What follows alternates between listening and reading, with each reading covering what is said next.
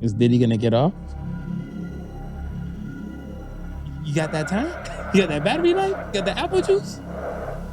We might be getting there, man. Where it's like Getting there. we might be getting it, like. The Podical Sons. What's up, y'all? Marvelous. And I'm not your average Joseph. And we are the Podical Sons. Let's start the show. This show is hilariously inappropriate but intellectual beyond belief. Let's get it popping. Like, comment, subscribe, all the above, all streaming platforms possible. Podical Sons Podcast. You can see these faces on YouTube and Spotify, and you can hear these on all audio streaming platforms possible. Let's get it popping. What's good? How you feeling today, man? Feeling good. Recovery, I think, is almost in full mode. I would say 99% there. Just the From the echo, you still rocking? yeah. Kind of lingered a little bit Now, longer let's than say that's over a week. That's Yeah. almost like, I want to say pretty much But week and change. I want to say like the last 2 days, the congested, the whole nasal passage thing. Yeah, that ended. So yeah. Do you feel that like the older you've gotten, I want to say, let's say a mucus buildup has kind of occurred. So let's say, for example, let's look at like your late teens to your early 20s. Yeah. You get up and go and stuff like that, whatever. Like, because 20-year-olds and kids don't really got shit really too much to worry about. As you got older, did you feel like in the morning time you might be slight stuffy, or like because people can develop allergies and stuff, whatever, over the course of time, right? Yeah, I would say not until like I want to say like the last maybe 2 years, two or 3 years. Oh, that's good. Yeah, That's yeah. good, because I think like some people and stuff, whatever, like medically speaking, they probably get to a point where like probably in like their mid 30s to like, let's say earliest I heard mid 30s to probably about like their 40s. Yeah. Their bodies are not doing a kind of change where like I know somebody and stuff personally and stuff that they had a life with no allergies. And then out of nowhere, at like 40, they develop ragweed allergies. Okay. Right. So like I look at it stuff is where it might be a situation where you might think it might be one thing, Right. when it might partly be like a new be thing. something else. Yeah. Because like the body's changing and stuff, whatever, over the course of time and stuff, whatever. Like it's a different kind of world and stuff to kind of get adjusted to, whatever. Right, Much as right. if you're not really focused on that, whatever. Like I want to say some people and stuff like down to the science, they'll know exactly if they eat something, Yeah. this shit fucked with their stomach. Right. Yeah. Right? Yeah. And some people and stuff are like, I don't know. I'm like, I ate this. Was it a combination of this, or was it something I drank before their stomach started messing with them and stuff? Right. Right. So that's just asking. What about you, Joy, this week, man? I actually went sneaker shopping. You went kick shopping? Yeah, I went kick shopping. What'd you get? Summertime. As a pair of basketball shoes, they didn't have my size. I had to order them. So I'm waiting for them to call me. Let me know when they come. You hooping now? According to my insurance, I'm hooping. You'll keep that on the low. You'll keep that on the low. No. I'll go hoop for insurance purposes. I'll hoop. It's all right. It's good. Keep me healthy. Yeah. Boomerang. Keep your calibule, your fraud off the damn podcast. Yo, hilarious. I think what brought me joy this week and stuff, I want to say it was several things, but I want to say one of the main things and stuff, whatever, is that a friend of mine, we were talking and stuff about, I guess, like reminiscing about like old times. Right.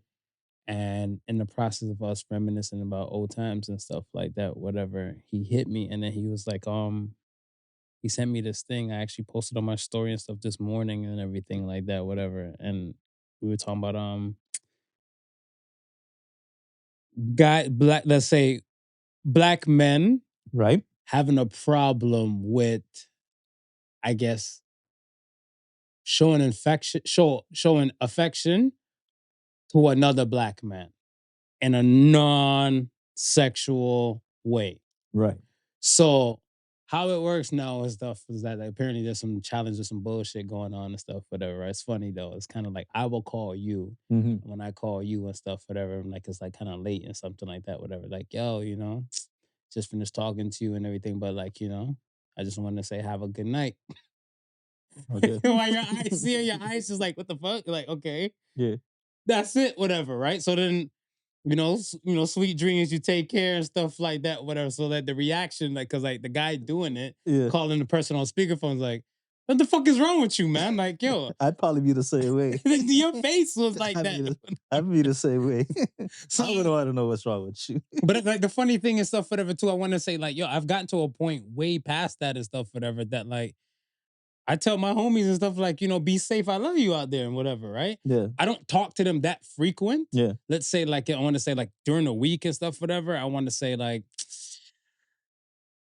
I might hit up one homie per week or something like that, whatever, to kind of just check in and make sure they good and everything like that, whatever. But like, be well, keep safe out there and stuff, whatever. And just want to say have a good night. I was like, hey, yo,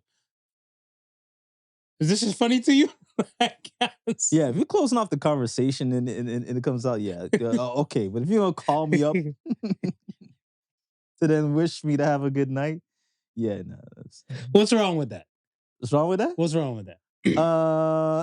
Not to say anything is wrong with it. No, but you have. It feels forced. It feels forced. Why? What do you mean? What did it feel forced?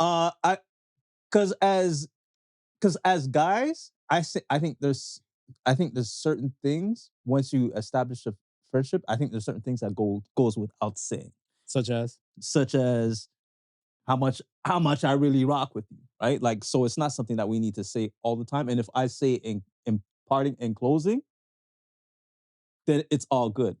But for me to call you and to just pick up the phone and to call you and say, you're uncomfortable, hey, dude, right now. Yeah, it is. I don't know. I don't know. I don't know what to tell you. I don't know what to tell you. I'd feel weird doing it. I'd feel weird receiving it. I'm being honest. That's okay. We appreciate your honesty. Being honest. But it was so funny and stuff because I was like, I sent it to like, let's say like one or two like homies and stuff like that, whatever. Because like the one friend who sent it to me and stuff, whatever, right? We're reminiscing and everything like that.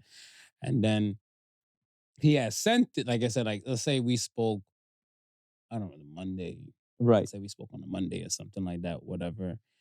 Just to check in, see how he was doing and stuff, whatever. He sent it, I guess, later the Monday night. Yeah. But I didn't see it till probably like the Tuesday and stuff, whatever, right? So he sent it. Yeah. And then underneath the message and stuff on the gram, he's like in the DM and stuff, whatever, like, so you see the post and then, or the reel, and then it says, I forgot to tell you, have a good night, whatever, right? So I was like, I hearted it. So I just kind of left it, whatever, right? Like, Yeah. I'm like, it's all good, whatever. Like, hopefully, because this is the Tuesday I got it. I'm like, hopefully your day was blessed or whatever, you know what I'm saying? And you're still kicking and breathing and everything like that, right? So then he finally responds. He responds to that while I was still on the gram. He's like, oh, you ain't even flinched. Did you even look at the video and stuff, whatever? So I was like, oh, I'm going to look at it now, whatever. But I'm looking like, okay. And when I seen it, whatever, I'm like, so I sent the voice number. I'm like, come on, man. I tell all y'all I love y'all, I miss y'all and everything. Y'all be safe out there. I'm like, I ain't flinching. Like, sort of. And then he's like, man, you be surprised. He said he got his brother like that, whatever. He's like, what's up? He's like, and his brother's answered for him. He's like, what up, boy? He's like, yeah. No, just, just call to wish you and, say have a good night. He's like, nigga, you sick? Men have a problem showing affection.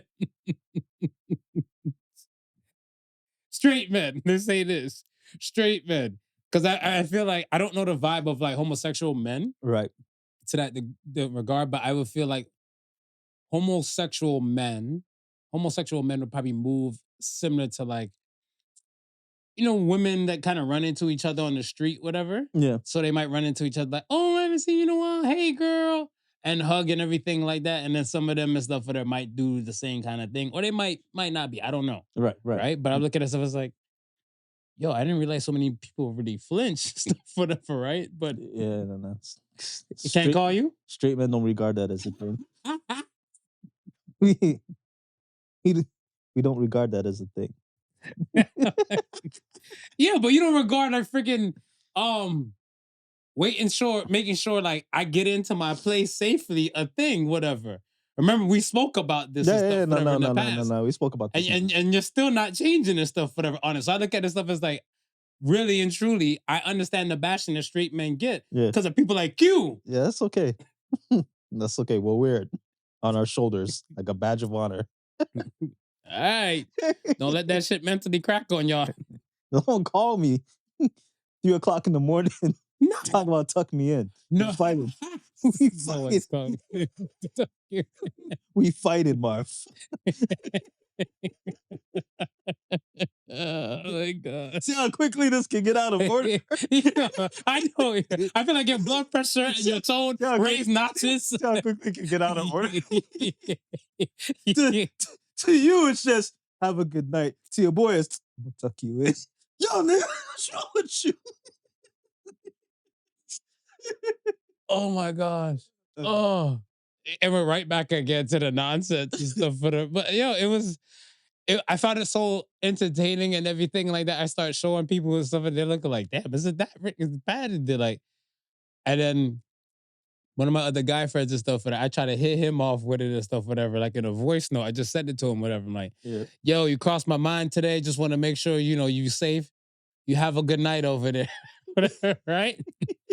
He said, but he sent the text message back to me. He's like, yo, you have a better one. He said my line. So I was looking like, man, my friends ain't homo. Like, when you drop it like that, it's okay. But you're talking about this dude's calling people like in the middle of the night. No, not middle of the night, like going towards a late night. So say like, all right, I know you might turn in like around 10 p.m. Right. I don't want to say like, I think, especially with like playoffs and stuff going on, some guys might go a little distance or something like that, whatever, right? Yeah. So they might be like 11ish. So the man called like around 10, 11. Okay.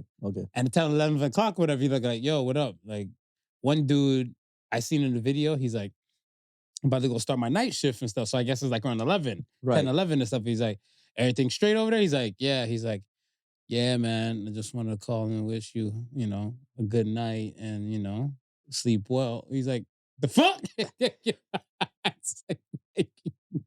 It brought me so much joy watching these dudes swear. And the guys on the other side who doing it is just dying laughing. Talk about it. On a regular day, after a certain hour, men call men with specific intentions and specific purposes in mind. It's never a shoot the shit. After a certain hour, it's like, yo, you do this earlier? All right, I got peace. And it's usually short conversations. So we're not expecting that, like, after a certain hour, we're not expecting it. Like, bro, we looking at you like you in your feels, like something's wrong. That's what the first question is, yo, you all right? Is something good? Because I guess we're not used to communicating at that time for nothing at all. You know what I mean? That's fair. Yeah. Let me ask you this. Okay, and because I don't know if I don't want to say put it in the category of a generational type of thing, right? But let's say, all right, America's pastime is baseball. Yes. Right. I feel that, let's say, if I'm going through some chronicles or something like, or saying, like, well, not me, because it's weird, but I look at it because I'm not a baseball fan like that, right? Right. But let's say there might be two older gentlemen and stuff, whatever. I want to say, possibly in your generation or something like that, whatever. I want to say probably like an older demographic. Okay. Let's say they might be 60. Right. They wouldn't mind going to like let's say a Jays game. Yeah. And when they go to this Jays game now, whatever, let's say one man might be going through like, I don't know, family problems. Another man might be going through some financial problems, maybe. Right. And I feel like those men of that age bracket or time frame and stuff, whatever, wouldn't even share what's keeping them up at night to a friend. But they would say, you know what? let us go to a Jays game together to go drink this expensive ass beer and stuff, whatever. Sit here. Yeah. We might have awkward times where we're like, nothing's really going on the field. Right. And like, we could discuss some shit, but it's kind of like, you know what? I don't want to seem soft. Do you think it's a generational thing? I think it's a generational thing. So, like, let's say now, well, alphas are actually here now, whatever, but let's not put it on the alphas. Let's go over the Gen Zs. Okay. You think Gen Zs will have an issue and stuff for, I want to say, kind of like just talking to their homeboy and stuff about some type of things? Because I know, like, to me, I don't want to write off all the, like, the, you know, I don't want to call them YNs and stuff, whatever, but just like the youngins. Right. The youngins and stuff, whatever, I feel like their state of mind is way different than ours. Yes. Right? Like I want to say from the millennials and the Gen Xers. Right. But I feel like with them, communication or something like it's just a little bit more upfront. Yeah. So would you think that they like a straight or let's say, you know, like a heterosexual Gen Z would just still call homeboy like, yo, you make sure you got in and stuff, whatever. Just make sure you safe off the block. Have a good night. Yeah, I think it's different with the younger generation. I think it's and maybe it's because of a social media era. Like that part has been more developed, and they're not really. And also with them, they're not really afraid to wear their emotions on their sleeves. They're very emotional. They're a very emotional group. I would say. Yeah, and they'll let you know. So I think just from that standpoint, I think that has kind of helped men be more vulnerable, especially within that age group. Yeah, for sure. Yeah. Interesting. All right, man. Let's get it popping. Let's get it popping. We had 2 polls this week as usual. All right. First poll of the week was which one are you? And the choices were always on time and fashionably late. What do you got? Are you always on time or fashionably late? Always on time. Always on time? Yeah. Same for me. 93% said always on time. So shout out to our listeners and followers and stuff for the votes. All right. I do believe there's a good portion of people. I was talking to a homegirl yesterday and stuff, whatever. Shout out to Madison, whatever. I was talking to Madison and stuff, and she was telling me and stuff like she was always super punctual. Yep. And she said she was so punctual and stuff, whatever, that like her ex-boyfriend at the time and stuff, whatever. Let's say he's Jamaican descent, whatever, right? His family kind of move on island time. Right. And they used to give her rage and everything that like he's moving on that kind of time when they have other engagements and everything and stuff like that. And then she just had to talk to herself and be like, you know what? The party doesn't start till I get there, whatever, right? Yeah. So she's okay with being fashionably late now, whatever, right? But I'm like, that's egotistical as hell because this is not your soiree. Yeah. Right? Like I even look at it stuff as where, say even like my birthday thing and stuff, whatever, right? On purpose with intention, we put 6:30. Right. We put 6:30 and stuff whatever because some of the black folk yeah. will show up at any time they think when we're limited time for the space and stuff, whatever, right?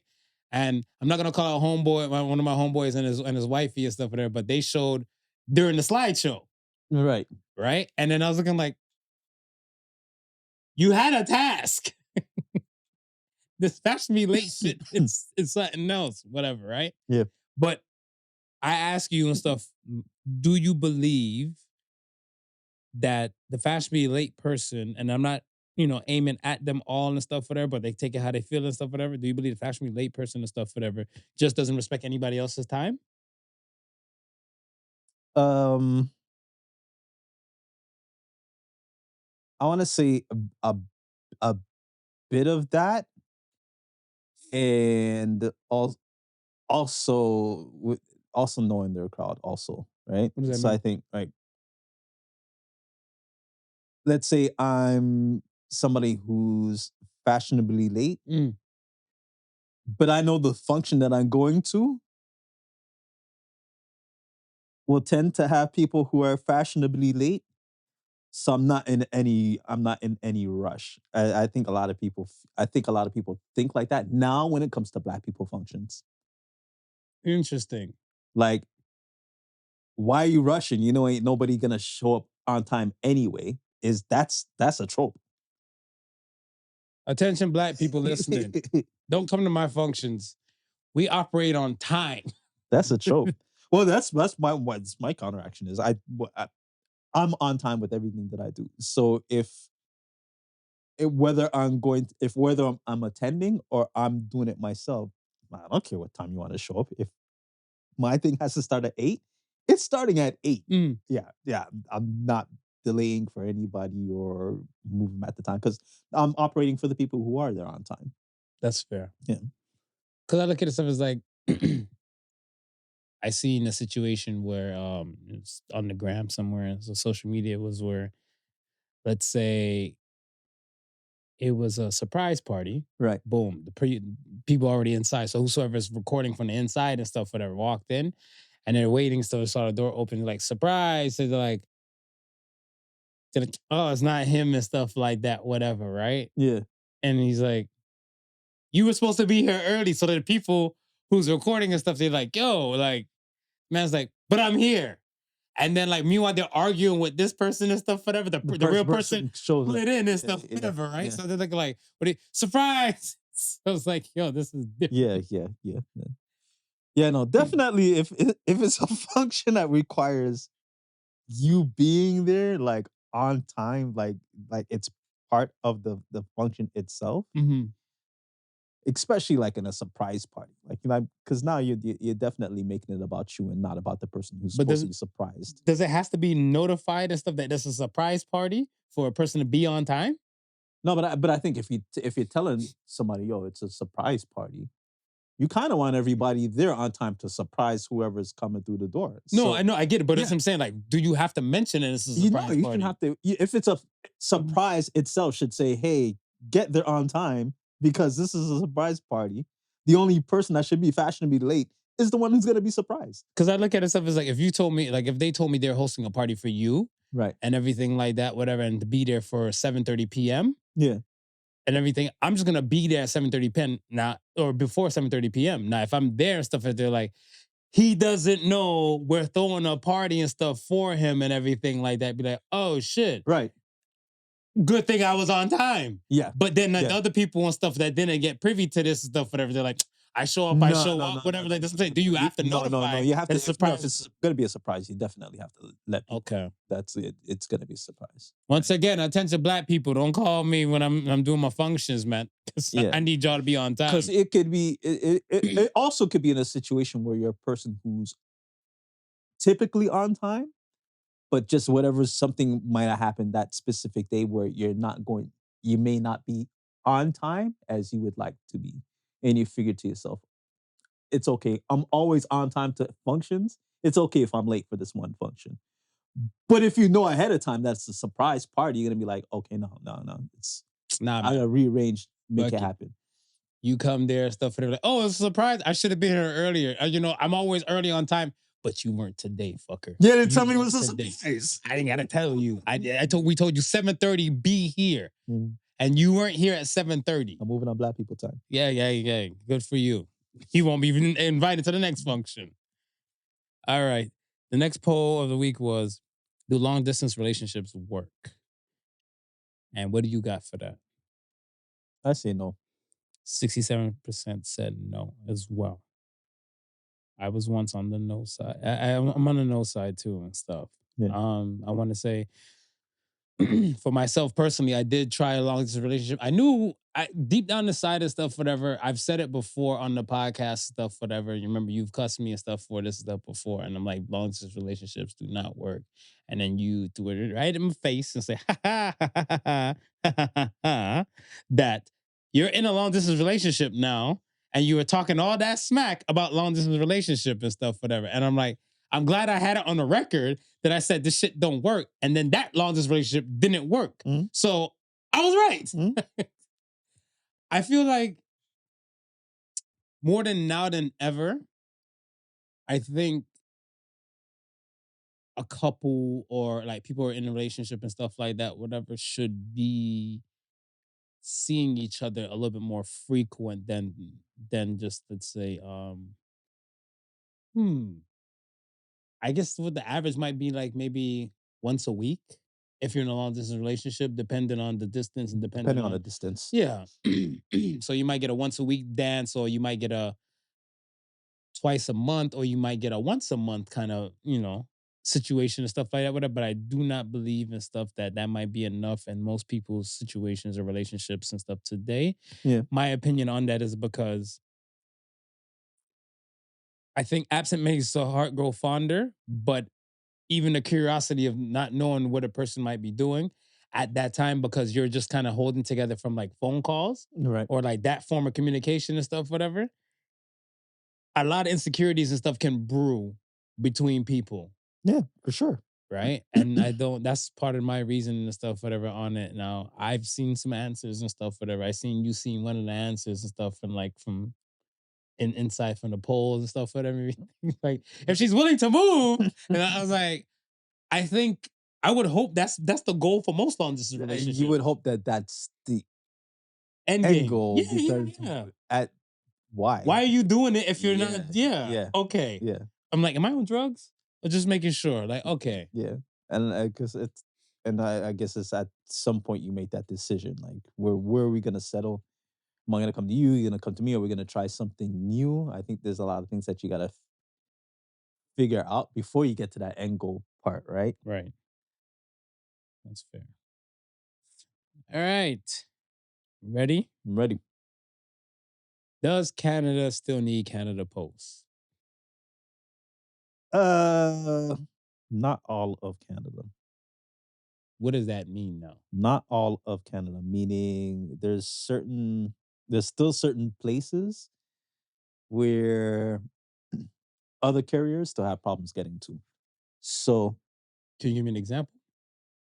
um, like some places in the territories, the Northwest Territories, Okay. in Yukons, they don't have. They typically don't have like regular route, like road routes going to these places. So a lot of times they have to depend on cargo planes, right? I would think that most of the big courier companies and stuff have planes though.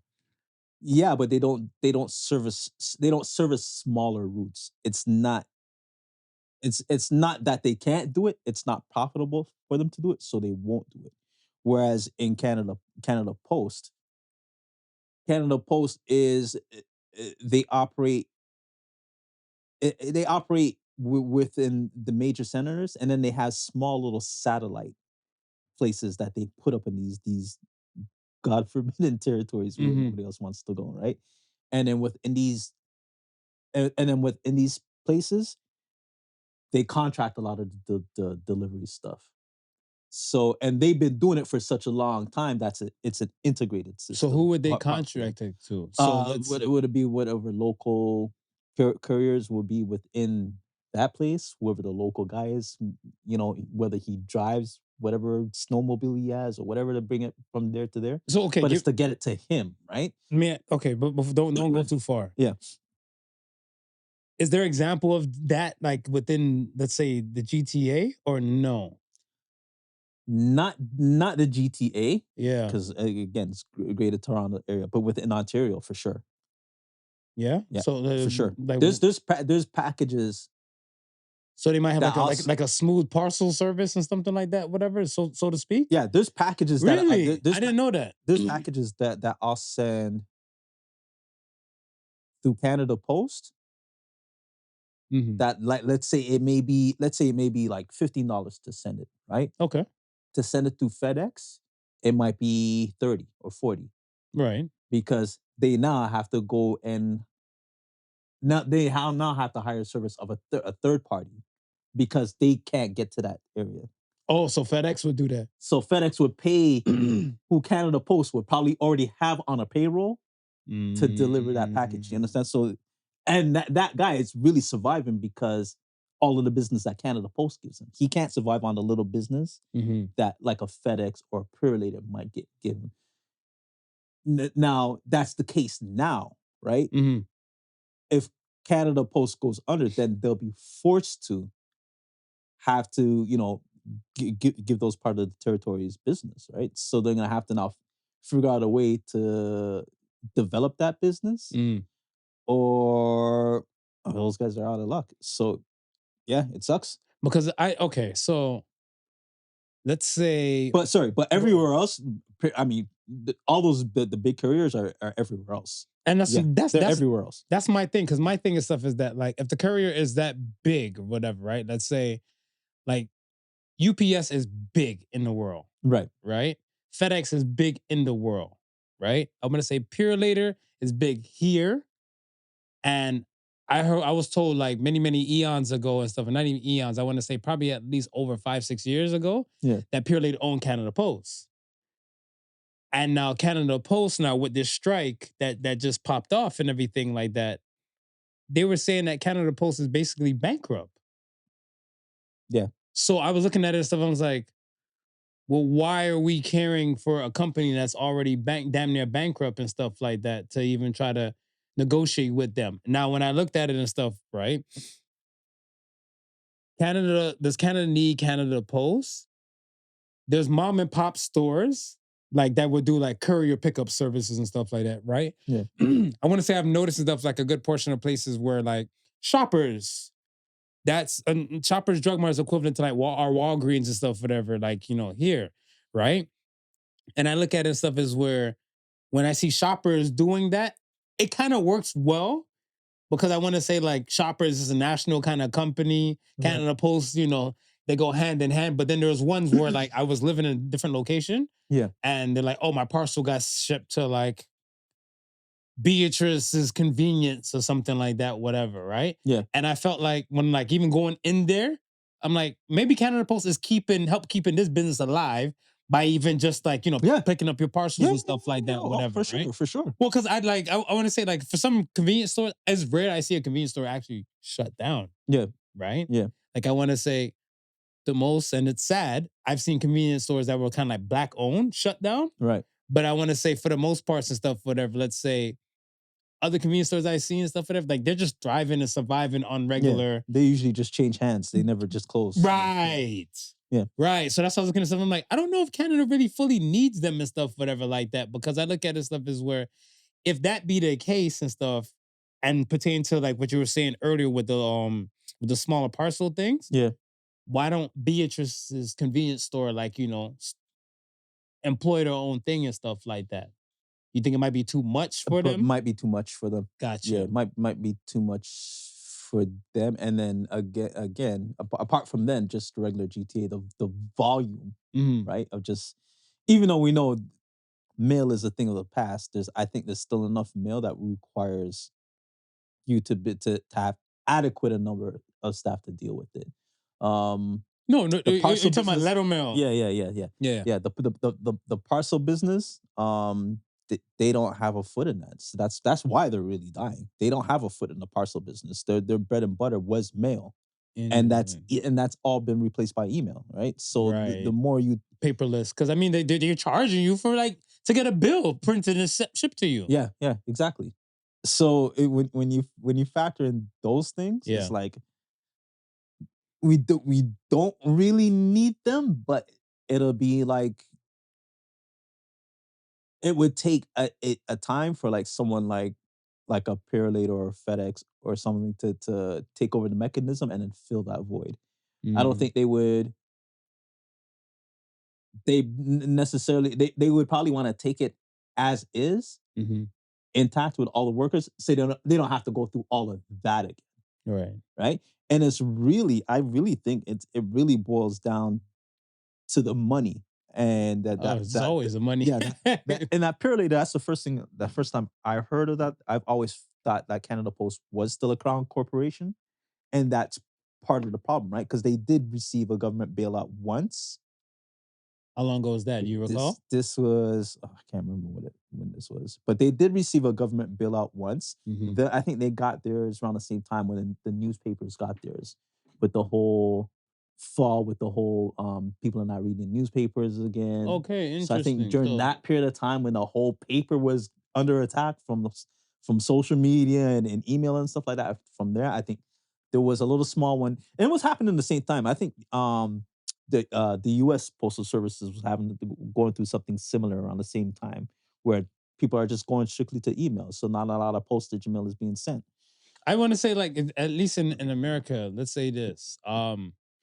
Domestically, Yeah, domestically and stuff, you might get a better bang for your buck messing with United Postal I'm gonna say United States Postal Service, right. right? Because I look at it stuff as where um let's say locally, or sorry, domestically and stuff, whatever. If you're to ship a parcel and stuff from here to probably, let's say BC to Vancouver, Okay, right? Ballpark, let's say, we're going by something like weight wise, whatever. So let's say something that might be like we'll say 4 pounds. okay. Ballpark idea, how much you think that might be? From here to BC, Yeah. 4 pounds, Like, and we're talking about like no signature required, no extra stuff. like around 15, $16.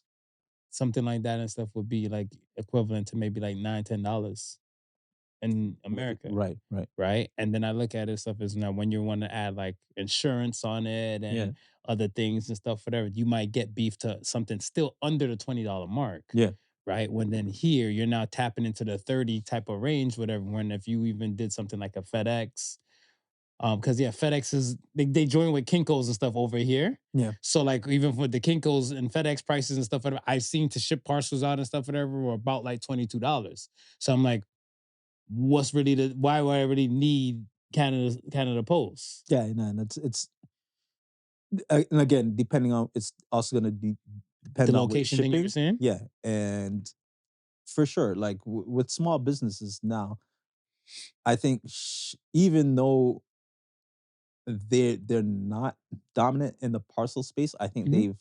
Canada Post has carved out such a route and map across Canada that they can get your parcel and get your parcel to anywhere at any time. Mm. So, with that being said, their parcel service is still cheaper than like the regular guys, like the FedEx, the thing. So from that standpoint, a lot of small businesses are still banking on them to be around because it's more cost effective to Mhm. still use Canada Post. Mhm. At the same time, though, it's like it may be more cost effective, but servicing those smaller area, it will take money. So if the government is not saying, okay, we're gonna jump in and bail these guys out one more time, Mm. it's the it's inevitable. To me, it's inevitable that they're gonna have to privatize it. Mhm. And then somebody like a FedEx that will come in with the money needed to say, okay, we didn't have the type of infrastructure with FedEx. It's already here with Canada Post. We're just redefine it so it works within our system. Right. But we're okay because we don't have to reinvent the wheel over here. We just have to throw some more money at it so now it becomes profitable. Gotcha. Yeah. Okay. It's moving on. Is the Take That trial hip hop's biggest court case to date? Yeah. Do you recall a court case and stuff that might be remotely close and stuff like that? Now I look at this stuff as we live in a social media time too, Right. Yeah. right? But do you say like even let's say cases and stuff like I wouldn't put OJ as a hip hop court case and stuff for that, but I would put like let's say Kels? the Young Thug, the Kells, stuff like that. Yeah. Because Kells comes off an R&B thug. Would you say like those court cases and stuff, whatever, big or even bigger? Because look at the Young Thug stuff with the YSL stuff. Yeah. That was time, Yeah. Yeah. and this is supposed to be 8 weeks. I would say this trial and then followed by the R. Kells. Mm. And only because I mean the thug was pretty big, but it appealed to the hip hop crowd and for those who just wanted to know. And I think with with Puffy, he's transcended the hip hop, just being a hip hop mogul, right? People just know him as a fashion house. They know him as a music mogul. So also From hip hop. So I think more people know of him. So that in that sense, it garnishes more interest, okay. right? Because I think just because of that, and then with the R. Kelly again, him being more in the R&B world, more people who listen to R&B may have known of him as opposed to just the hip hop crowd. So I would say from that perspective, those two trials, I think, are to me are 1 and 2 as far as the hip hop world is concerned. Simply because they kind of lend it's it's even though it's part of a hip hop culture, it's kind of extending itself outside of the culture. And we're seeing other people who are outside of the culture pay attention to it. So you're saying, and I don't want to put words in your mouth, but like say someone like Young Thug and stuff, whatever, he hasn't transcended the hip hop community and stuff compared to like a Diddy and R. Kelly. Because I Right. want to say like R. Kelly, like let's say his songs into like movie soundtracks and stuff like I Believe I Can Fly, Right. The World's Greatest type of thing and stuff like that has kind of put him outside the space of like that hip hop community world. And then Diddy, like you're saying, with the fashion, the alcohol, the other things and stuff, the other ventures he's been into in the past, Right. has transcended past the hip hop like stratosphere. Yeah. Okay. Yeah. You gotta think of people like there's gonna be a good portion of Ellen DeGeneres fans who know Diddy that don't know Thug, right? It's like so like I was saying, from that perspective, like that he's more out there person, and because they know of him through association of Ellen, and the fact that he's on trial is just enough to see what he's on trial for, Right. right? Just to say, oh shit, I seen him dance with Ellen. What the hell is he on trial for, right? Like we're not even knowing about anything else. And then when they hear some of these things and stuff, whatever, just like I guess news based, whatever, for like let's say his indictments, right? Right. Yeah. They'd be like, oh my gosh, I can't believe this is the same guy Ellen says he's afraid of clowns. Yeah. And, Right. Yeah. and he's running away, but now he's beating everybody else like a rodeo clown. It's different. It's gonna evolve more and more throughout whatever. I just feel like that YSL thing did drag on. Yes. But like there was a lot of eyes and stuff kind of focused on that now, like, and Lil Durk, he's going through his stuff. And I don't even hear a whisper or a peep from that. No. Right? And then even if any case, Diddy was been incarcerated for about like 8 to 9 months before the trial started. Yeah.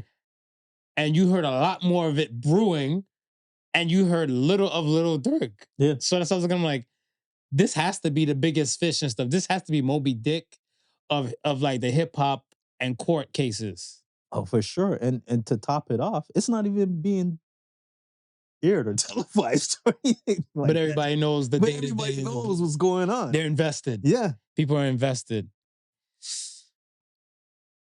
I asked you last week. I'm gonna ask you again. I'm gonna ask you as we go along with this shit, whatever. As we like continue, it's, as the world turns. Is Diddy gonna get off? No. Oh, No. last week was a different tune. see last week, Kid Cudi didn't take the stand yet.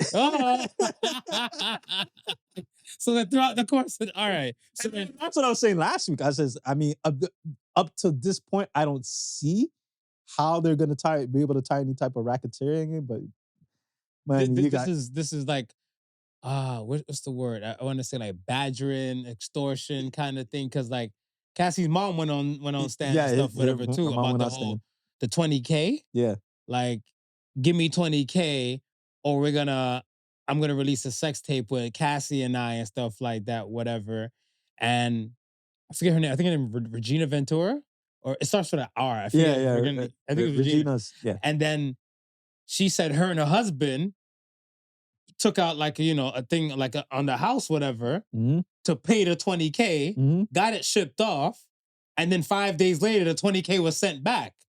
I'm like, that's harassment like a motherfucker, because I was like, and so here's the thing though, it was all done through Bad Boy.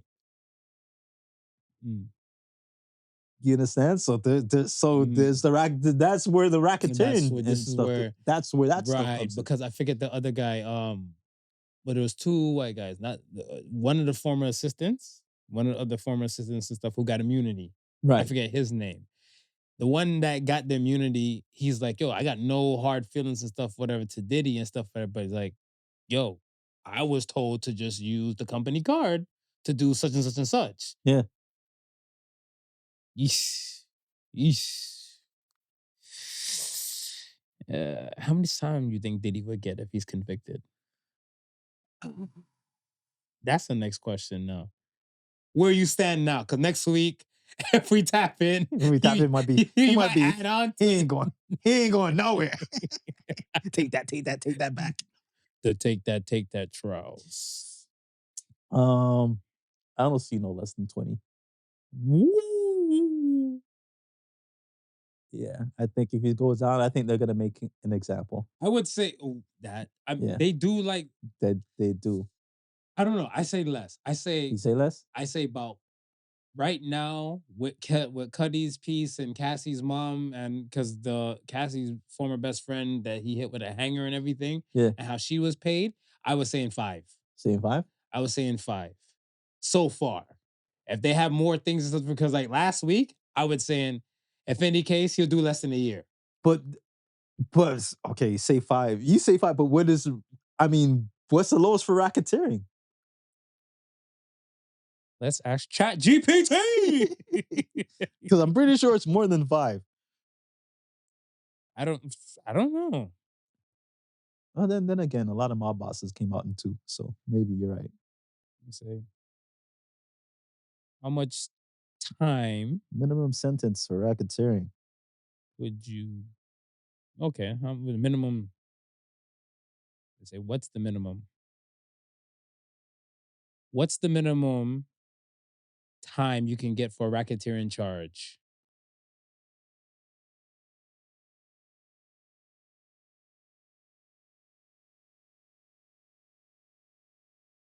Yep.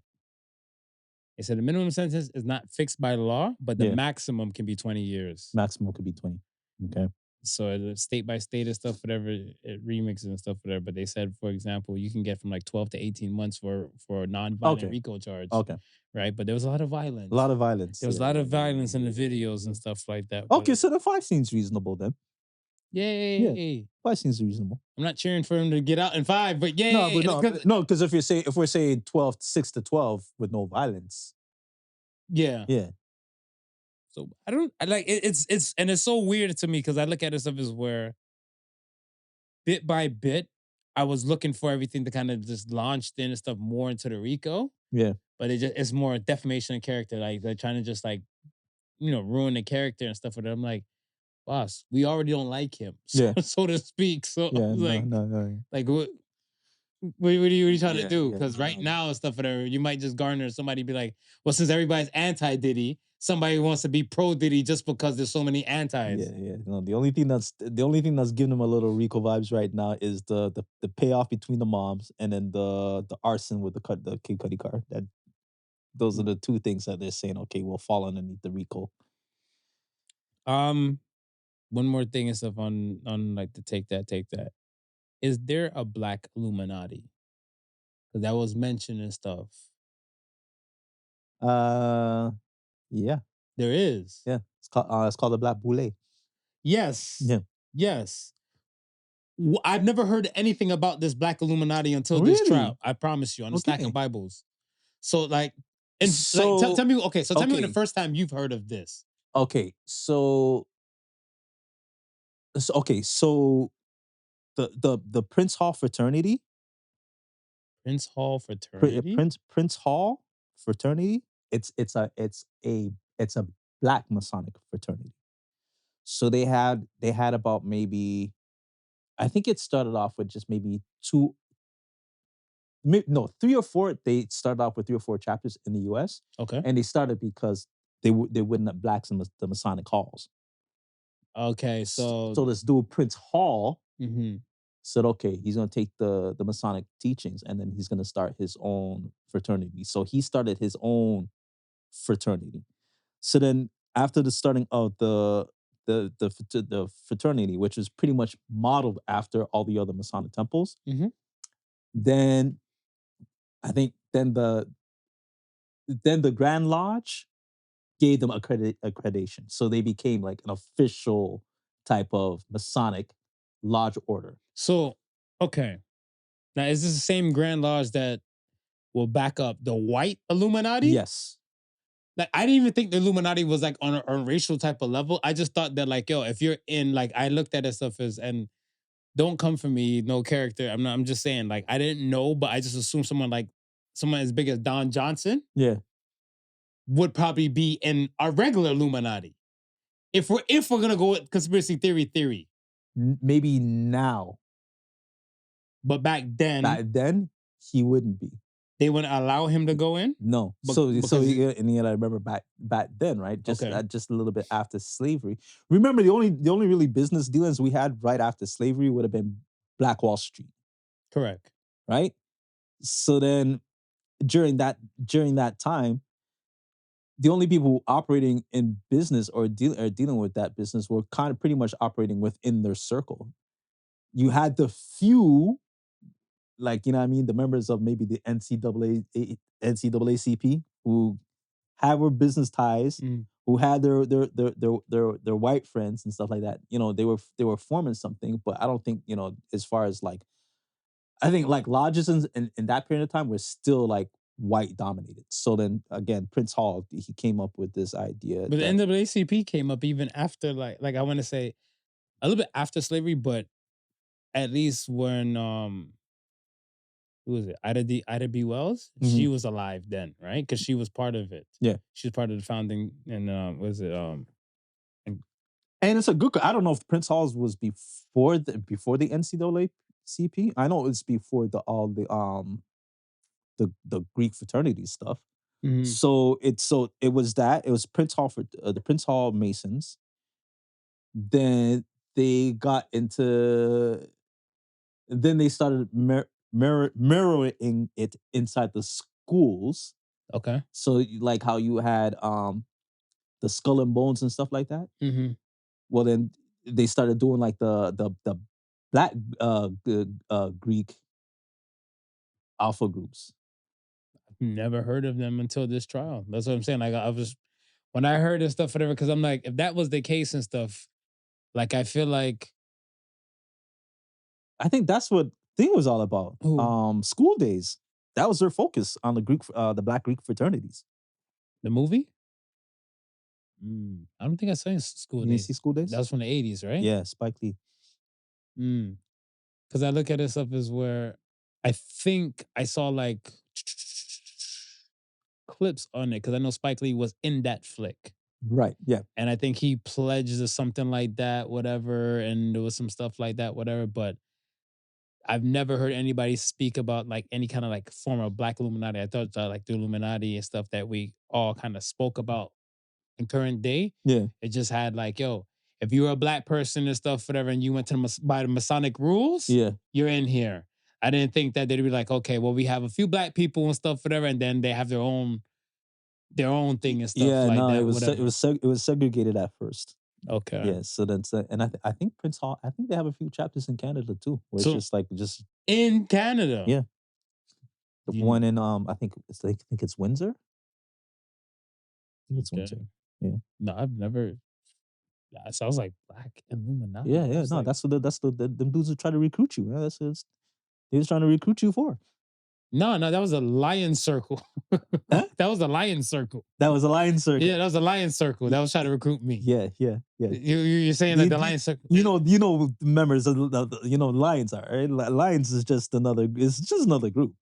Like these guys, they're in groups. They're in all these groups. I would feel like these groups and stuff are just your own individual kind of like groups and stuff. I wouldn't like to say that they fall in the suit of like let's say the Masonic rules and stuff, whatever. It's kind of like they're looking like, we never got something for us to help us, so we're gonna create our own shit Yeah. and run our own shit and stuff. But they're not saying they're governed by these set of rules. Like I know groups and groups are different type of things, whatever. But like to fall under like the Masonic rules and stuff, whatever, I was like, are we really calling it Black Illuminati? And then when you were saying the name, I was like, Yeah, that's the second time I heard his name this week. And Yeah. I asked somebody and stuff, they're like, they heard about it and stuff through the Diddy trial, but then they asked somebody else from back in the day, Yeah. and they were saying the stuff to like, well, it had to be known because it was something where blacks weren't always accepted in all spaces. Oh no, yeah. Right? Yeah. So I was like, well, I guess that's possible. But Yeah, and a lot of those, a lot of these officials, a lot of these government officials, black officials, a lot of them are boule. A lot of them are boule.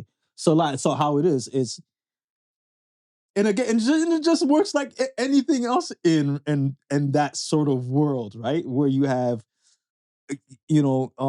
kids of high prominent people go to certain schools, they get into certain clubs, Mhm. they parlay with certain other people, and then these are the people that grow up and rule the world. It's no different. It's just a black circle. It's just it's like the black bourgeois clique. They hang with it. The black debutantes, they hang with each other. They're all in high positions. Their kids go to certain schools. They're in certain Greek sororities or fraternities. And in those people that, the Johnson and Johnson, the BETs, the I Mhm. know so and so's son, he's right for the position type of deal. So Um, I saw this thing and stuff, whatever. Kai Cenat, he did a whole thing with Streamers University. Did you hear about that? yes. Should we put more respect on streamers? That's my question to you. Because I look at it as stuff as where the streamer university thing is similar to like I think when he had something with the whole jail thing going on. Right. And I looked at it as stuff as where in these aspects, you're starting to see more and more of these other streamers and stuff kind of come up. Yeah. Right. Like I want to say Kai Cenat is a household name. Aiden Ross, I would say as well and stuff, whatever, too. And DDG. Right. Right. And then now you're having like an influx and stuff of like them crossing paths with other people and stuff to kind of help build their brand. Like I know Kai Cenat and I Show Speed, they were together and stuff, they were doing a few things and stuff like that, whatever. And they kind of helped put on. But I think with the Stream University thing, is now gave everybody an ultimate plunge, like to step up, right? Yeah. Should we start putting more respect on streamers?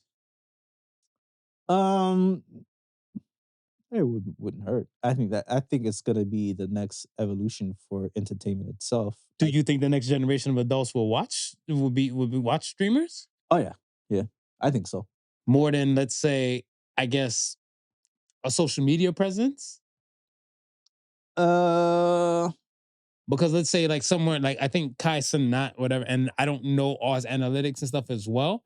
But let's say I don't think it would probably benefit him as much to probably stream on Instagram Yeah. compared to like streaming on his Twitches, those other live streaming platforms and stuff like that. So I feel like those platforms of like Instagram and those ones of old, if they don't probably boost their bandwidth to kind of compete, Yeah. they're gonna get left behind. No, they definitely have to do something in order to capture that streaming market. I think the closest would be, I guess, YouTube. YouTube has kind of rearranged how they do things and kind of changed certain tools to make it more streamer friendly. Yeah, yeah. I don't think that type of business model is gonna go away. I think that probably will be the thing that replaces reality television because Ooh. it is in a sense reality in itself. I feel like that the streaming thing might be more real, Yes, but granted, I know like there was and again, Kai Cenat, he had a whole thing with I think when his homeboy is supposed to let off fireworks into a right. room Yeah, and yeah, into his room and everything where he normally streams, but there was a whole studio thing to replicate to look like a room and everything like. So they were like, "Oh my gosh!" When people are watching the stream and stuff, they're like, "Oh my gosh, you can't be letting off fireworks in a house like that. This is a fire violation and everything." And then when you look, it was a whole set. And I'm like, is it more real though? Oh no, Because no. this a whole set Yeah. was made just for even shit like that. For sure. There's definitely gonna be, and as we get, and that's the thing, right? I think all these things start pure with a pure intention, and then as soon as the bean counter is sees, hey, this can make money, then all of a sudden it stops from being one thing and then it becomes it starts to become more elaborate just to keep the viewers type of deal. You know what I mean? It's like for instance, I go back to, I go back to, a few shows that I've witnessed where there's a level of realism, but they want you to embellish on top of that realism just to drive certain points home, or just to get more reaction out of like the end user or the crowd. So Give me there's an example. for an example, right? Like they say, hey, how does this woman look to you? And she might just be looking, okay, right? And you say, she looks okay. And then be like, okay, I like that reaction, but the next time you do it, Add a va. yeah, and a make like really sell it, like really sell it. And part of you really selling it may not be, you know what I mean? Now you might go beyond of what you really think just to sell it type of deal. Oh, okay, I get what you're saying. You know what I'm saying? So it's, yeah. it's things that start like it's nice and innocent. It starts off good, but Kai, we need to, explode these fireworks in your home. But no, that's my home. We can't do that. No. We'll just build a replicated studio. We just want the reaction. Oh yeah, it's replicated studio. It's not really my home. Okay. And then he just helped sold the dream, because I think when I saw the video and stuff, and then his homeboy just like lit the fire. He said, "Yo, what are you doing? Yo!" And then he ran out through the studio door. Basically, like it was the real door. I'm like, that house is on flames. And then you're like, you don't hear nothing about his house being on flames and stuff. And I'm like, right. You son of a bitch. Should have been on 6 o'clock news. Right? Because even like when I think the time when he gave out like the I think the PS5s and stuff in New York, he got charged because he caused a mini riot and everything like that, right? So I'm like, wow, this shit is real, whatever, like the love and support that this young man has, right? To garner like a mini riot and New York City being like at a stop still and stuff for just this guy. So I'm like, okay, so when I saw the fireworks, I thought it was real. I'm like, wait a minute.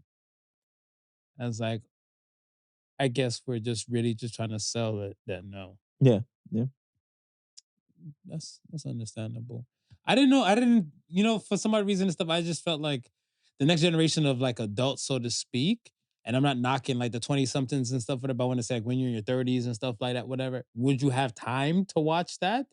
Watch those type of things? Good question. Probably not. Good question. Because I look at it stuff as like, I used to be a gamer through and through from like, let's say childhood to probably pretty much to like, I would say mid-30s. Okay. Right? And like reality kind of kicked in and stuff, whatever, when I had a son. Right. So when I had a son and stuff like that, whatever, I looked at it stuff as where I would hold him and like, all right, rock him to sleep. And like, all right, maybe I had some time to game and stuff for that. And then plus he was so young at the time. Yeah. And those younger, like newborns and stuff, them fuckers don't stay asleep. Right. So it's kind of like, hell yeah. And then you're like, where? I'm like, you gotta be, I did. Right, yeah. I chose the fatherly route over the video game route. So I look at it stuff as like reality kicks in a little different and everything like that, whatever. And much as like, I don't know, like it's dope if I would say it would be dope if both partners like two people who are together. Yeah. Or they're both gamers. Cause I seen one and stuff, whatever, like we're pregnant. So it's like player number 1, player number 2, awaiting player number 3 for like the baby to be born. But I'm like, are y'all still gonna have time to game? Yeah. So I look at it stuff as like the world would change on you fast when like certain reality things like measures tend to like come in. So I'm looking at stuff as like, if you're not working like that, or your parents is, so to speak, you're still living home with your parents and your parents are doing all of this, you have time to consume content like that. Yeah. But if you have to be busting your ass out there, like you're gone 8 hours and stuff, unless you can stream and watch everything on your phone. I'm looking like, you got that time? You got that battery life? You got that apple juice? We might be getting there, man. Where it's We're getting there. We might be getting there, right? Because if you look at it, once cars reach full automation, what are you gonna do in your car? Apart than taking content. You're right. You're right. Right? You're either gonna be working on something, taking in content, or napping. One of the three things. How far do you think like the autonomous vehicles like across? Because remember, we had a setback Yeah. with electric cars where we thought everybody was gonna spring forward to electric cars and stuff like that, right? Yeah. And then it's kind of like a reluctancy. I want to say it's growing, but it's not that big and stuff like they thought. Most of these combustible engines cars, they're not autonomous, No. right?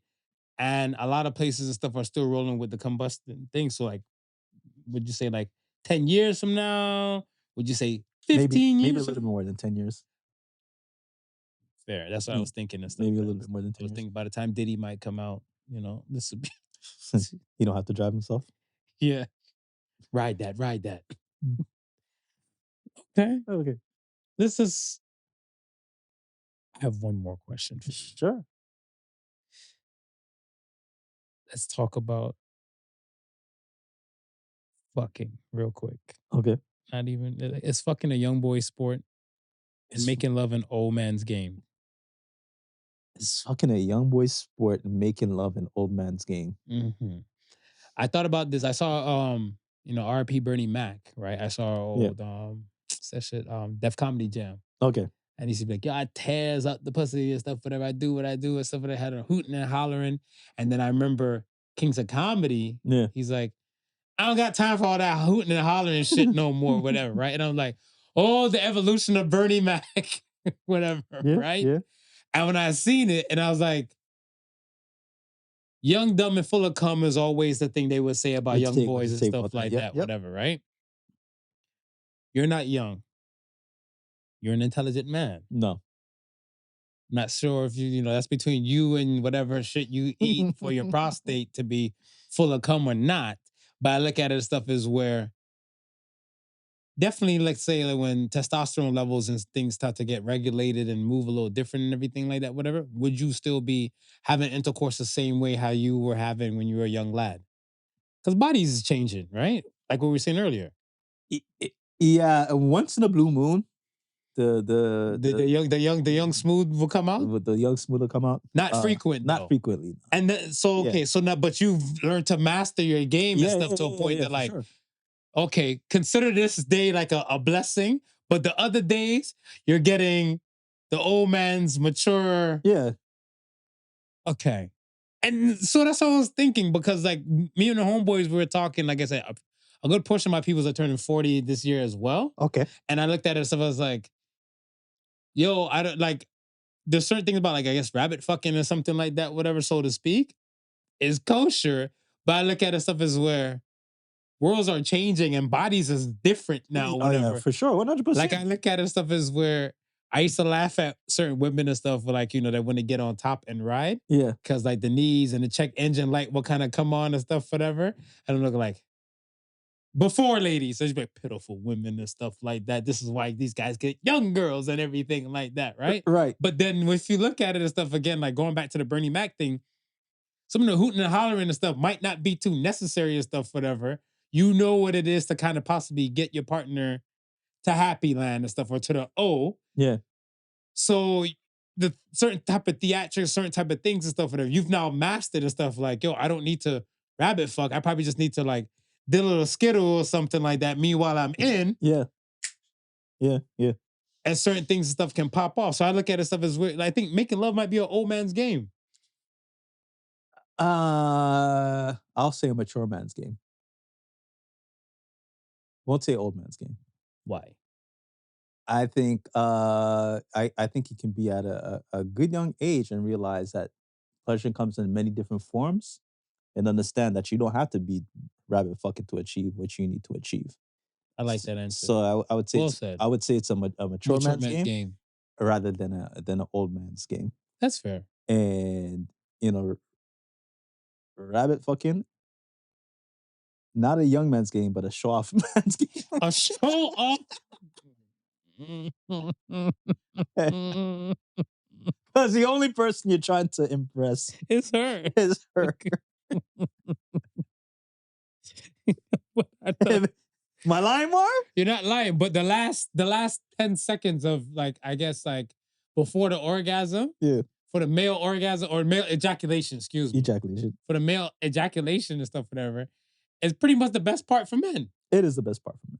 So you're doing all of the hooting and hollering and all the techniques and everything for her. Yeah, that's all you're doing for her. And you're still doing it, like even in the mature man's game, you're still doing it for her. Yeah.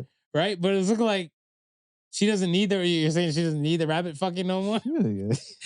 How you gonna tell her what she needs?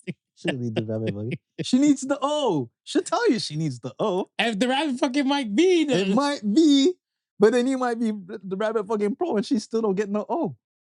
Ooh. Well said. Yeah. All right. I'll fall back now. Shout out to the mature lovers out the in the mature lovers in the spot. Shout out to the mature lovers in the spot. We see you. Candles is lit. Last night I was inside of you. Yo, that song, last night, yo. Yeah, good, man. Those are mature man lyrics. That's a mature man lyric, yes. Those are mature man lyrics. Yes. Yes, true indeed. All right, let's get to the question of the week. All right. Question of the week. Which would you pick? Having a massive impact on your country or to be financially free? Ooh. Massive impact on my country. Same. Yeah. Because I feel like that can lead to financial freedom and stuff as 100%. well too, right? I think 100%. Like I look at stuff as where, think about it, let's say if you're prime minister or some shit like that, whatever, a lot of times you going into like these places like, yo, your money's no good here and stuff like that. That's helping you save dollars. You can use those dollars to pay and deal with other shit you might have. Or you might not, your debt might not even be massive. Yeah, yo, you watch some of them old films with a king that they got the really good king. Mm-hmm. And you see like the pheasants just always be bringing like fruit, bread, everything. This is from our garden. This is for you, sire. You know what I mean? Like you treat your people well and you help them progress, they're going to turn around and show you that love. So I definitely think, the first one I'm with. Same. Well said. All right. We're cooking. First Ask the Sons comes from SJrad. What is something that the government should use a 3D printer for to help their people? Homes. Yeah. You know, I saw a thing about in Texas, a specific spot in Texas. It was like an MSNBC thing I saw, or whatever. Right. And they built the 3D printing a big ass 3D printing of homes and stuff, whatever. No, because I guess whatever kind of like it looks like toothpaste in a way. Yeah, the way it's like, I guess it's like concrete, and and it kind of comes out like that, whatever. With that, apparently, because Texas has that like wicked ass heat, right? It kind of makes the home so much more cooler. So and they have like they have solar panels and stuff on there and stuff as well. Okay. So it kind of like it works for your buck because not only your place is a little bit cooler, but now if you're gonna use the aircon and stuff like that, whatever, you're not using so much of it, right? Because your place isn't as hot as a normal home, right? And I want to say, financially, it's a lot cheaper. Yeah. So I would say that too. I would say through like a home, yes, but I would say more preferably and stuff, whatever. I think like a tiny home. Tiny home? I think tiny homes and stuff because I feel like, and there's no shade and stuff whatever, but I look at it as some people and stuff like they might not need as much space as they really think. Right. Because I think like in our heads we've etched out and stuff, whatever, a living room, a dining room, a kitchen room. I'm saying kitchen room because kitchen never has room on it, whatever. If you're doing like depending on the bedrooms and stuff, whatever, I think this is where you increase like the facilities. Like let's say if it's a 1-bedroom place, I believe you should have like a 1-bedroom, like 1 toilet, 1 shower. Right. Right. If it's a 2-bedroom place and stuff, whatever, maybe 1.5. Right. 3, definitely like 2. And you know what I'm saying? But I feel like, and there's no shade to like the rich and well off and stuff whatever, but I'm looking at them like you have a family of 4 or maybe 5 with like a whopping piece of estate. And it's cool that like, you know, you earned it and you bust your ass and stuff to get to this and everything like that, whatever. But I'm like, there's still the have-nots. Yeah. And one day the have-nots might come find you because you have and they don't have. Right. Right? So I look at it stuff as like it's kind of like everybody kind of had like a similar kind of mold, but let's say everybody will decorate their houses in different levels, Yeah. regardless, right? So Yeah. if I look at it stuff, you can probably see like row homes all look the same from the outside. And when you go inside each home, they have a different flair and thing that. Yeah. Because I feel like tiny homes just kind of occupy less space. Right. And they're always complaining stuff like, we don't have enough space and stuff, whatever, to build new homes or all this type of stuff. And that's why they keep going further and further out from cities and stuff. Okay. Or even if you don't want a tiny home, I think if you're gonna build big and luxurious, you're right. I think it should be on the outskirts. I think there should be a limit to sizes of houses that you cannot build within the cities because there is not that much room. Well, what if if you want to entice people to move out and give them their dream home, where you want them to live? Okay, so like let's say this. Let's say if there was a point in time and stuff when we use here, right? There's a point in time where Mississauga was the suburb to Toronto. Right. Right? Before it became the entity what it is and stuff now where they're doing their own damn thing in their own mega city and stuff, whatever, right? Before it came to that point for Mississauga and everything to be where it is and stuff now, the homes that were built, let's say Mississauga Road, those occupy a lot of space. Yes. Right? And now within a major city such as a mega city such as Mississauga and stuff like that, whatever, we built this thing before it got that big and stuff, whatever, right? And they continuously tend to build other places and stuff, whatever. I want to say, not landscape-wise, whatever, but I want to say before it became to the level where it is now a mega city, they were still building whopping size homes. So who's to say, let's say even like cities and stuff or towns and stuff of like Brampton and stuff, whatever, eventually just Castlemore, right? Because that's still Flower Town, right? Yeah. All right. You can't live here no more because we want to divvy up this landscape and stuff and put more bodies and stuff here. I would say that's fair to them. No, it wouldn't be fair to them. Because I look at it stuff as like, yo, we moved here before it even got to that level. Same thing with some of the homes and stuff and people stuff like in like the Avenue Road area of like downtown Toronto. Right. Like those areas be like, yo, we didn't know this shit was gonna be this damn popping and stuff like that, whatever. Don't come for us. Yeah. Y'all should have sorted out the spaces and stuff after you realize, oh, this shit is getting that big. Let us not do these type of size homes and stuff, whatever, or areas. Yeah. Okay, next question comes from AlexTheCat. What was the closest you came to dying? Closest I came to dying, I want to say car accident. And I was probably 18 at the time. Oh, yeah, this is the Jaws of Life one, right? Yeah. Car flipped over on the highway, hit a pole. And they had to cut the car open, use the Jaws of Life to take me out. So I think that would probably, Wait, did they cut your jeans, you were saying? They cut my jeans. Yeah, that's mad. It's bad. Dope pair of jeans. You're alive. I'm alive, yeah. I mean, hindsight. I think for me, the bullet whizzing? Bullet whizzing is definitely one up there and stuff, whatever. I had a lot of I have too many times and stuff, whatever. So that's why I was like, when Kanye came out with that line, and I'm not giving Kanye too many roses and flowers. He's a different dude. But that there was a time and stuff, I had a car accident and stuff where, Jaws of Life and stuff was concerned and used. Mm-hmm. But I feel like the bullet whizzing is not top tier compared to like I legit had like a gun pulled on me at like an unstable person's like. Here's a scenario. There's an argument going on between two other people and stuff like that, right? Right.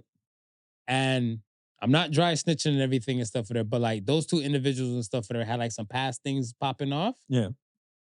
And because me and some other individuals and stuff are kind of close by and stuff like that, instead of that person pulling a gun out on the person they're arguing with, whatever, because me and some other people and stuff were just on a standby and stuff, whatever, kind of just looking like, yo, these guys are just wilding and everything. Right. It was like, fuck you think this is? A gun out in your face. Be like, why are you trying to shoot me? Right. Yeah.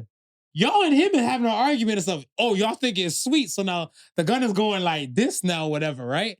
And I'm looking at stuff, I'm like, he's like, ain't shit sweet around here. And he let off a shot in the air. Right. So he let off a shot in the air and stuff. And I was like, we're dying for laughing? So the guy now who he was arguing with and stuff, whatever, Yeah. he pulled out his shit. Meanwhile, he's arguing with us. So now I'm like, it's gonna be a standoff, not even a Mexican standoff, because it needs, I guess, the non-side that wasn't involved to pull guns out on them. Yeah. But I'm looking at him like, and then even the guy who pulled out the gun and stuff, whatever, he's like, fuck you think this is and stuff, whatever. You can't be letting off. And I was like, he's like, I rinse all y'all motherfuckers in here and everything like that. Whatever. I was like, at least Bullet Wizard, I had time to try to get away. This one I'm looking like, I'm going down this couch. How's this going to get explained at a funeral? And I was like, I looked down at the barrel of the gun and stuff, and I was looking like, yeah. But eventually, and stuff, whatever, it's kind of like he left, and then that situation got nothing to do with me after that. Mm. So that part. Last question comes from Fat Tax Man. What is an undeniable evil job? Undeniable evil job. An undeniable evil job.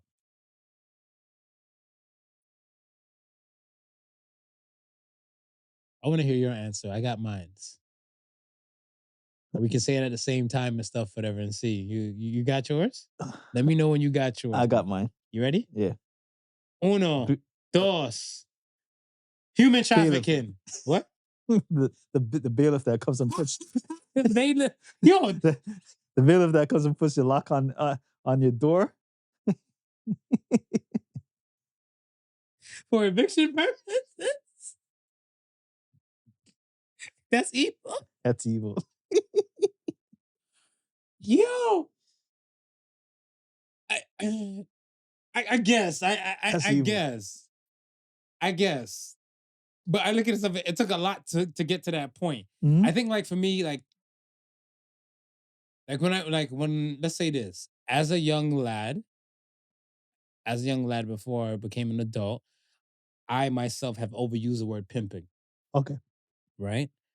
I want to say like, and then like the hip hop culture and stuff kind of breed to like big pimping and all some other shit and stuff like that, whatever. Right.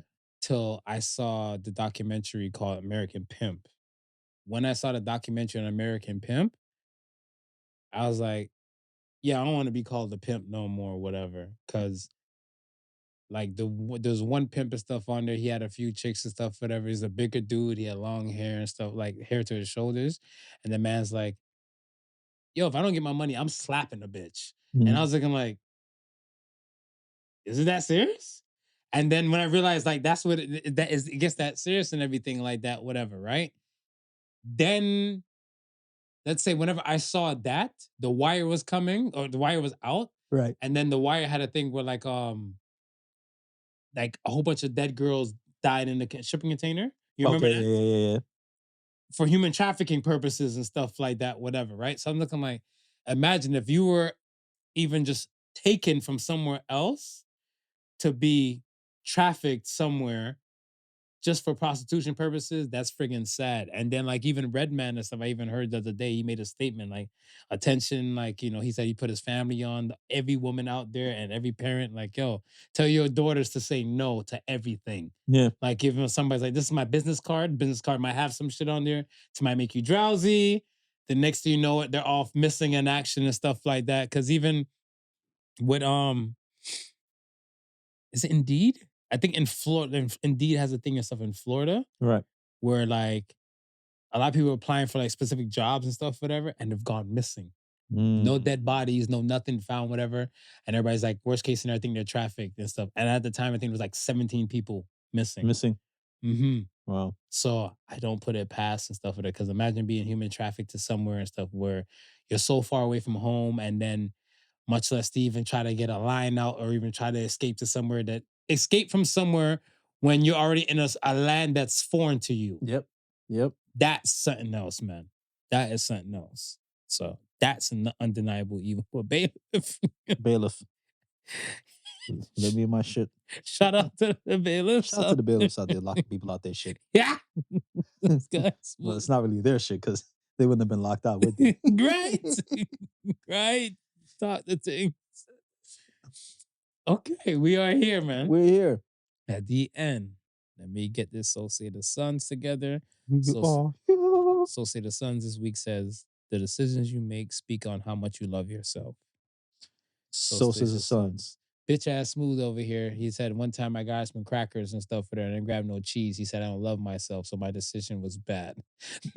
No. I thought you said it, but he's not in his head. Yes. Screw you. He love himself, man. Yeah. I feel like you can honestly tell, like, let's say, for example, and no shade to anybody who's addicted to any kind of substances and stuff, whatever, right? Right. But I think that if you do love yourself and stuff, you will kind of make a kind of effort or consciously effort to just say, you know what? I'm using this. I'm not abusing this. Right. I think when you get into the abusing and stuff, whatever, you can be like, yo, you don't love yourself. Yeah. You've got to a point and stuff where like you, like, not even just say like the addiction, what have you, but it's to a point where your main thing and stuff is like, yo, tonight I'm going to get fucked up. Right. And I realized and stuff that I've always heard people with alcohol problems and stuff like that, whatever. But to see individuals and stuff my age now that we grew up with harder drugs out here, to find that they're succumbing to like alcoholism and stuff, whatever, right? It's crazy to me. Yeah. And I'm looking like, yo, we know what these things could do to your liver. We know what kind of toll these might have on like your outlook and your personality and everything like that, whatever. So like, yeah, man, it's watch your decisions. Your decisions you make speak on how much you love yourself. So say the Sons. So says the Sons. I want to thank you guys for rocking with us again. Thank you. As always, Thank to the new folks and stuff, whatever. Welcome. As you can see, Smooth told me I don't love myself because I didn't grab cheese for crackers. So you can learn a lot about Smooth now following the Rockin' With Us podcast. You need your cheese with your crackers. I don't know what this guy's trying to pull off.